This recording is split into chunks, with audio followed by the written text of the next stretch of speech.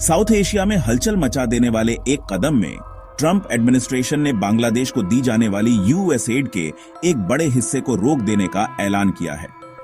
मानवाधिकारों और लोकतंत्र के कमजोर होने की चिंताओं से उपजा यह फैसला बांग्लादेश, इस क्षेत्र और वैश्विक व्यवस्था पर इसके संभावित परिणामों को लेकर बहस छेड़ गया है। यह कदम बांग्लादेश के लिए एक नाजुक मोड़ पर आया है, जो आर्थिक चुनौतियों से जूझ रहा है और अपने लोकतांत्रिक संस्थानों को मजबूत करने की कोशिश कर रहा है। विदेशी सहायता पर बहुत ज्यादा निर्भर बांग्लादेश में सहायता रोकने का तत्काल असर कई क्षेत्रों में दिखाई देगा। इंफ्रास्ट्रक्चर प्रोजेक्ट से लेकर सोशल वेलफेयर प्रोग्राम्स तक यूएस सपोर्ट के अचानक वापस लेने से एक खालीपन पैदा हो सकता है, जिसे कम समय में भरना मुश्किल होगा। लेकिन इस फैसले के लॉन्ग टर्म कॉन्सिक्वेंसेस काफी कॉम्प्लेक्स और मल्टीफैसेटेड हैं, जिनके लिए चल रही इंट्रिकेट जियोपॉलिटिकल डायनामिक्स की गहरी समझ की जरूरत है। बांग्लादेश को एड रोकने का ट्रंप प्रशासन का फैसला कई फैक्टर्स से उपजा है। मुख्य रूप से देश के ह्यूमन राइट्स रिकॉर्ड और डेमोक्रेटिक नॉर्म्स के कमजोर होने की चिंताओं पर केंद्रित। यूएस काफी समय से बांग्लादेश में असहमति और अभिव्यक्ति की आजादी के लिए कम होती जगह को लेकर रिजर्वेशन जाहिर करता रहा है। अनियमितताओं और मतदाता दमन के आरोपों से घिरे हालिया चुनावों ने इन चिंताओं को और बढ़ा दिया, जिससे यूएस ने दक्षिण एशियाई राष्ट्र के प्रति अपनी एड पॉलिसी पर फिर से विचार किया। एड रोकने का फैसला हल्के में नहीं लिया गया, बल्कि यह प्रशासन के भीतर महीनों तक चले विचार विमर्श का नतीजा था।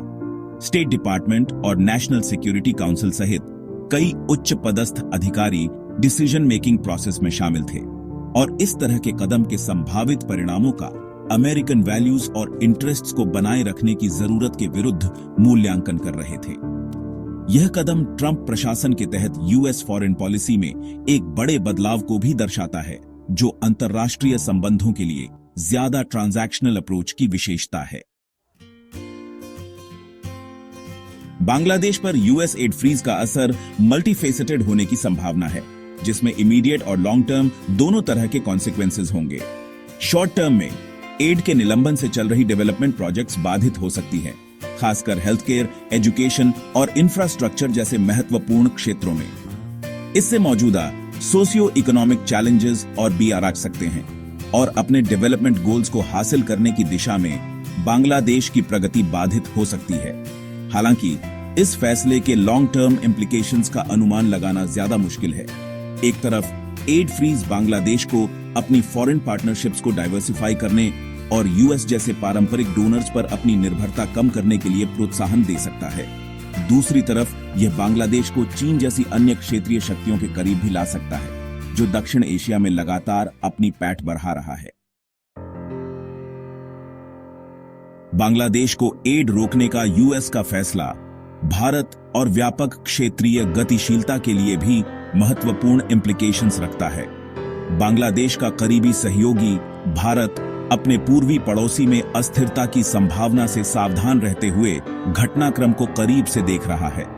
एड फ्रीज इस क्षेत्र में भारत की अपनी स्ट्रेटेजिक कैलकुलेशंस को जटिल बना सकता है, खासकर जब वह चीन के बढ़ते प्रभाव का मुकाबला करने की कोशिश कर रहा है। दक्षिण एशिया से परे यूएस के इस कदम के ग्लोबल रूल्स बेस्ड ऑर्डर के लिए भी व्यापक रेमिफिकेशंस हो सकते हैं। कुछ लोगों द्वारा यूनिलैटरल और हैवी हैंडेड के रूप में देखा गया। यह फैसला अन्य देशों को अपनी फॉरेन पॉलिसी में इसी तरह की टैक्टिक्स अपनाने के लिए प्रोत्साहित कर सकता है, संभवतः मल्टीलैटरलिज्म और इंटरनेशनल कोऑपरेशन के नॉर्म्स को कमजोर कर सकता है।